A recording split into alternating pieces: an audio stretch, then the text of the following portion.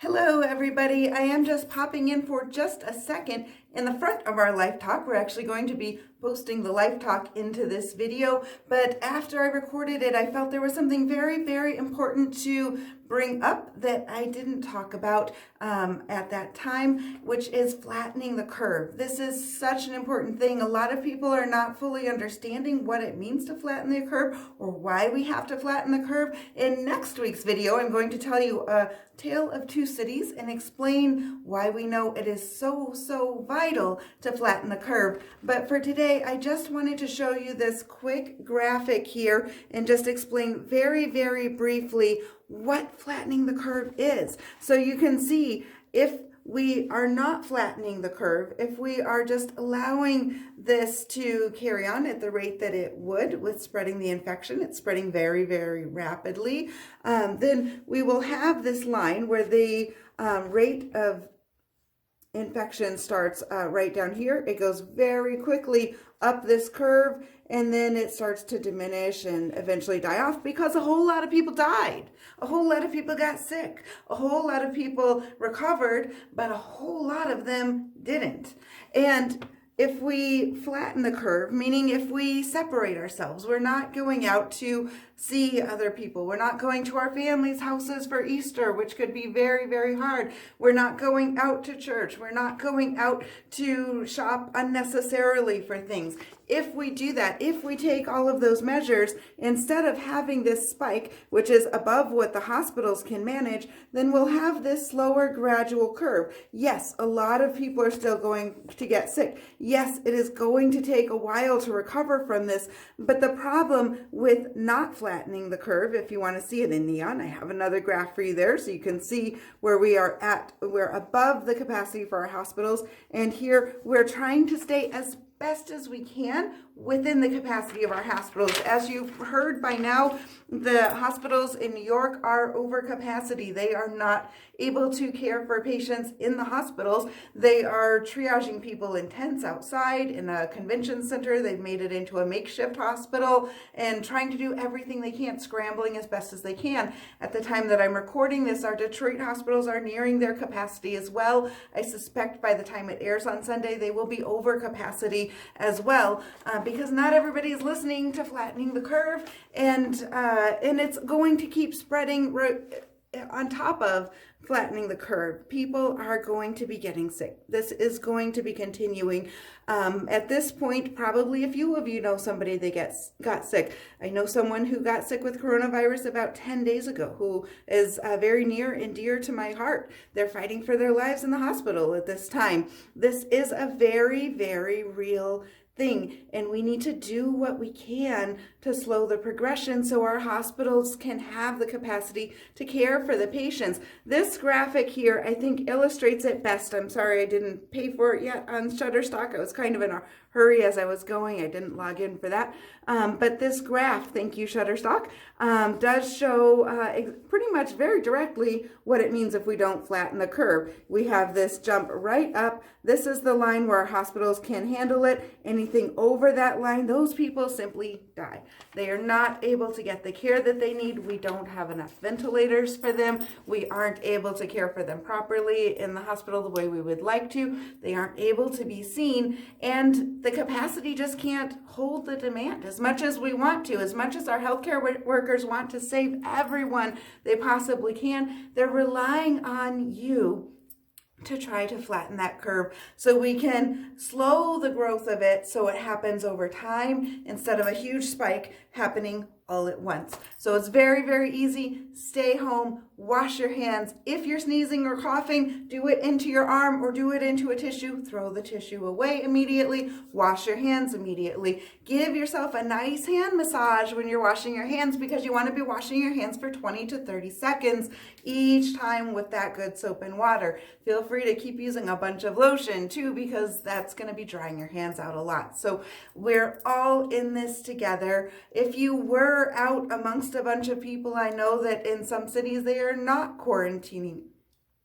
And there were people that were out on beaches at spring break, and there were people that went to St. Patrick's Day parades and things like that. If you are one of those people, please, even more so, make sure you're self-quarantining now. Protect your family. In Michigan, we're under a stay order, so it makes it a little bit simpler for many more people to comply with that, but there are a lot of areas that are not under orders like that. And so it's important, it's up to each of us to do what we can. And with that, I'm going to step out of the way so you can listen to our regularly scheduled Life Talk on balance. I hope that it helps you to bring a little bit of some peace and semblance and learning how to have some balance in your life as we are having these challenging times. And tune in next week for a 3-part Life Talk. One of them will be the Tale of Two Cities. 2 other topics are in that Life Talk as well. I will see you later. Good morning, everybody. Thank you so much for joining us here at Earth and Sky. And those of you joining us online, we value and appreciate each and every one of you and hope you're not going too stir crazy during this time for concern and time for consideration, I guess I would call it. I was trying to decide what to talk about this week because it seems like we're inundated everywhere. We have conversations, or when you turn on the TV, on Facebook, any social media outlets, everybody is talking about the coronavirus and the impact that this is deeply having on all of our lives around the world. And so I was trying to decide, do I talk about this as everybody else is doing, or should I focus on talking about something else to maybe provide a little bit of a distraction or to go into some other aspects of our lives? And it was kind of a hard decision as I was going back and forth. I feel like we are a society that is in such great extremes in many different directions. It feels like, at least in the United States, and probably other areas as well, we have so many extremes. No matter what topic you pull up, it seems like these days, people are, and then as I was continuing to try to figure out what to talk about, I was thinking, well, a lot of people watch our videos, one, either for education or to be inspired a bit, or to find comfort in times of stress can be another good thought for this time period. And I really decided to talk about balance. I think that this is a time, because of these big extremes that we're feeling and that people are going through right now in life, that it was really time to address the need for balance. I think often many of us have fallen away from balance, and often we don't even see when that balance is kind of tilted so far in one extreme or the other. And learning to have a level head, especially amidst crisis, can be really huge in being able to make decisions in an informed way and where you can succeed better in life. And being able to have balance makes it so that you can actually find comfort, to release anxiety, and to be able to continue moving forward. During this time of COVID-19, we do need to protect those most vulnerable in our communities, which is why we have some of these extreme measures that are going on, so that we, as you know, even people that are not susceptible for getting a severe case, they need to be keeping it in mind of protecting those that are immunocompromised or those that are elderly, so that we as a nation and as a world globally can protect everybody. And that can provide an inconvenience, some people would think, but there are so many extreme opinions on both sides of this. Instead of just having the compassionate approach and being a little level-headed about it, I've been seeing pictures recently of people on the beaches in Florida where, because it was spring break and they had cheap airfare, they decided to flock in groves to Florida and are all over the beaches and in the restaurants and everything, and all of those people that feel like they're not going to get sick, or they're not worried, or they're taking this as a joke, are going to be coming back into their home areas and potentially infecting a lot of people, which then negates these extreme measures that we are actually going through right now. I found myself a little bit frustrated with that, which was telling me I was having a little bit of judgment with that. I try not to be judgmental, but it is important for all of us to be very compassionate and concerned with all of those that are in our community. Now, on the other extreme of that, there are people that are very, very afraid and in panic mode and are glued to the 24/7 news cycle just talking about COVID-19 and are really reaching out and getting very extreme in what they're saying to their fellow citizens, neighbors, and friends. And it's really about balance on both sides. I think there's this infighting that has started to happen instead of people coming together during this time of crisis where we need to really rally together. I think there are people that are blaming some for not taking it seriously and others that are feeling like this whole thing is a conspiracy. And it truly, truly comes by balancing in the middle, finding a balance where you can be compassionate, where you can think of others, and where you can also enjoy things for yourself in your home. There are so many places, as we talked about in last week's Life Talk, that there are so many places that are offering virtual museum tours or virtual zoo tours. There are multiple rescues that are doing storybook reading for cats at 3 o'clock where your children can tune in and watch the cats and listen to the story. There are a lot of online groups that are offering free learning classes for all of the kids that are at home. There are many, many options so you can stay busy, stay productive while staying safe in your home, while you're being able to kind of try to let go of the stress of everything going on. Keep your lives going, but in a safe manner while you're at home. And that's where you can start to have that balance. You're protecting those that are around you, and you're also not getting stuck in an obsessive thinking where it ends up creating fear and panic and then affecting your decision making. And you get just extremes on both sides where you have people that are stocking up so much on various goods from the store that I think they'll be good for 5 or 10 years.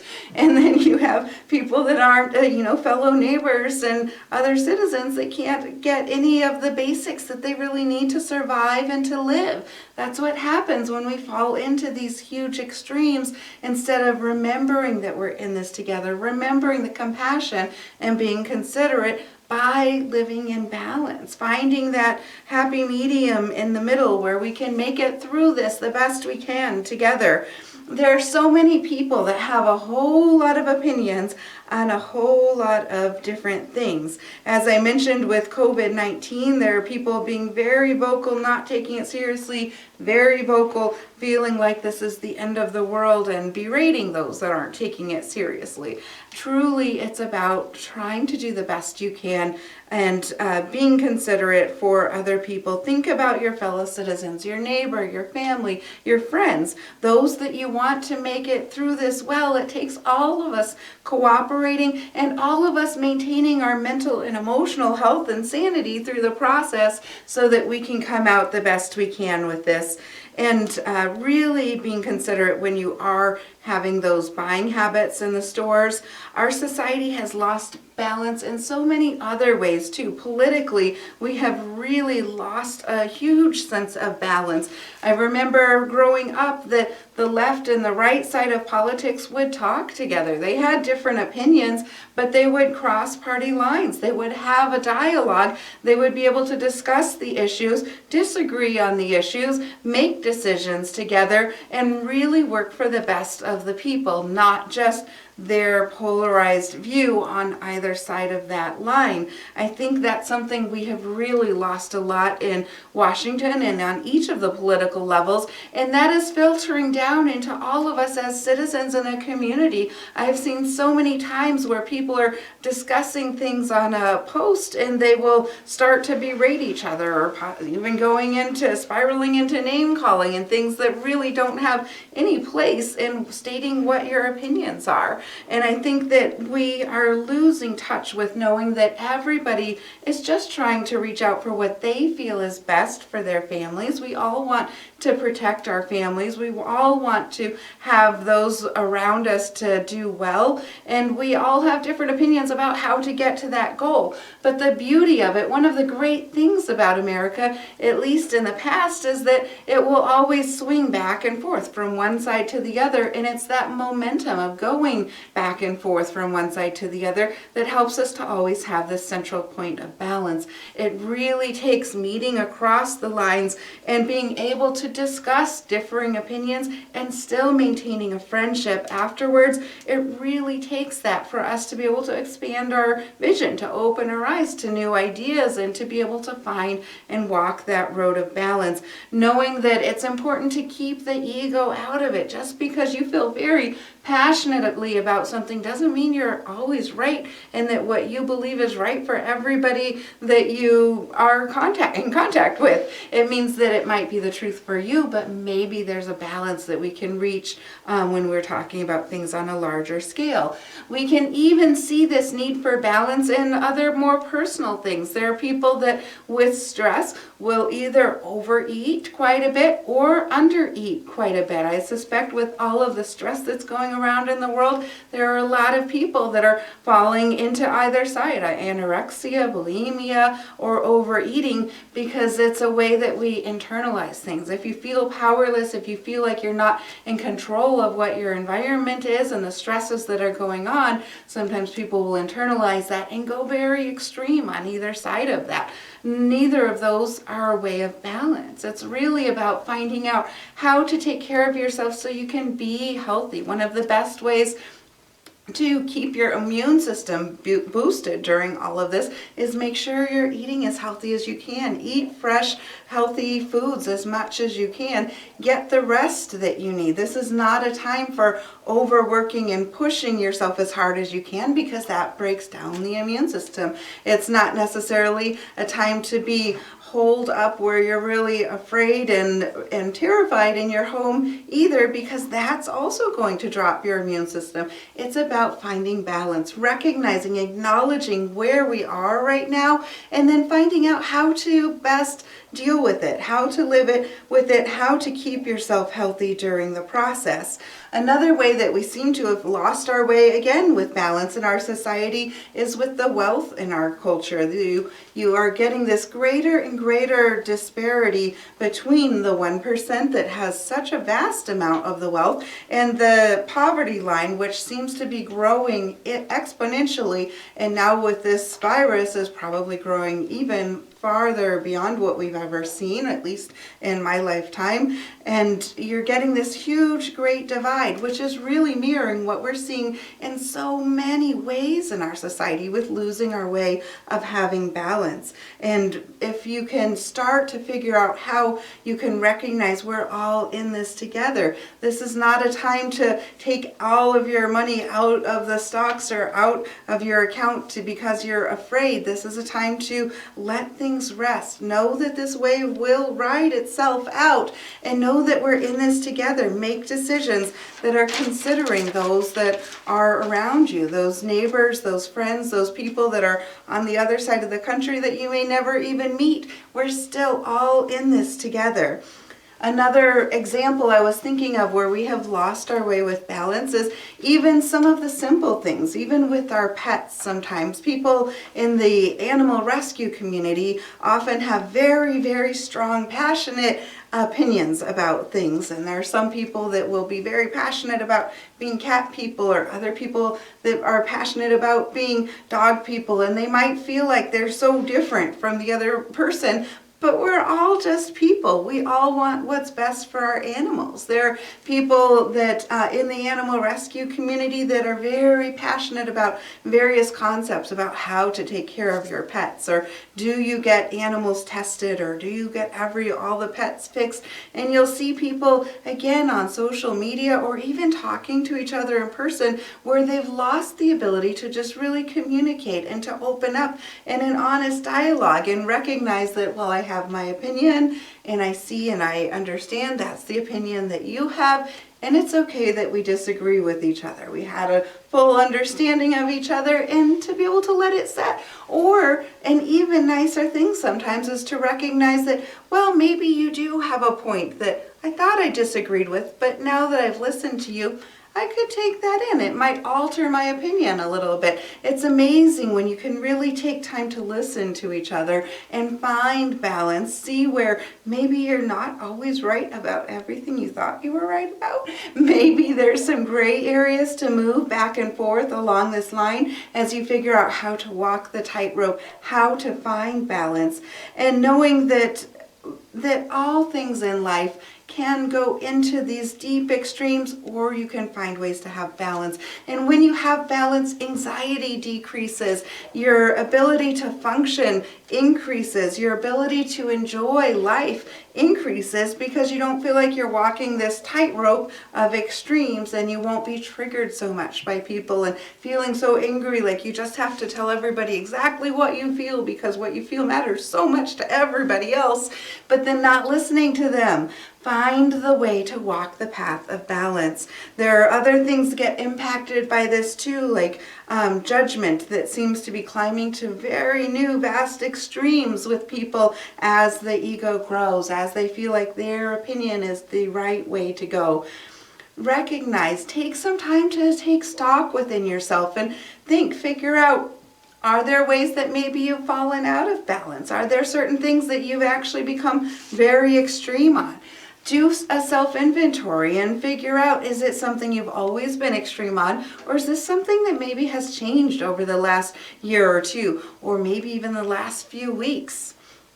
Take time. Know that it is time to return to balance. Start to really see the other people that are in your life. Really look at them, see them, recognize that they are people with needs and wants and desires and hopes and dreams just like you. Whether it's somebody that you know or a stranger that you happen to be seeing in the grocery store. We're all in this together. Really see each other for the human beings that we are, for this journey that we're in together. We are in this together.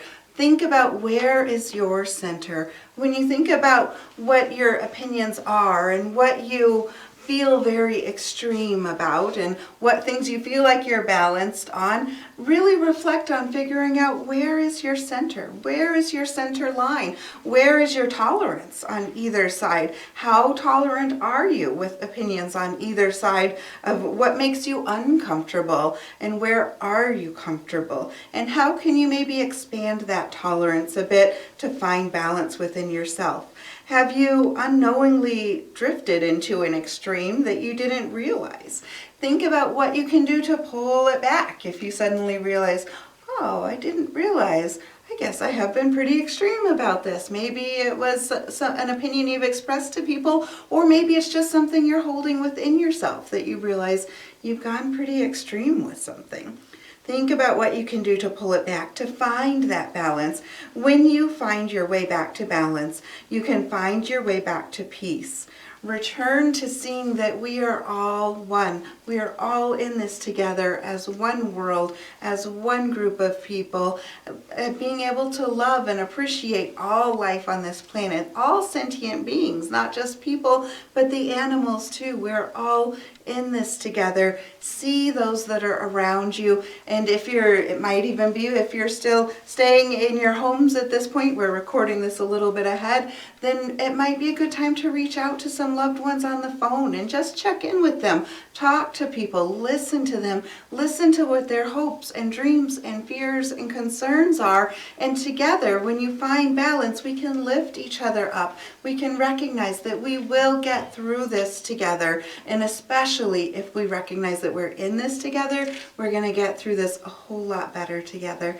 I hope that gives you some food for thought about thinking about where the balance is in your life and what you can do to come back into a little bit more balance if you find that you've gone off on one of the extremes.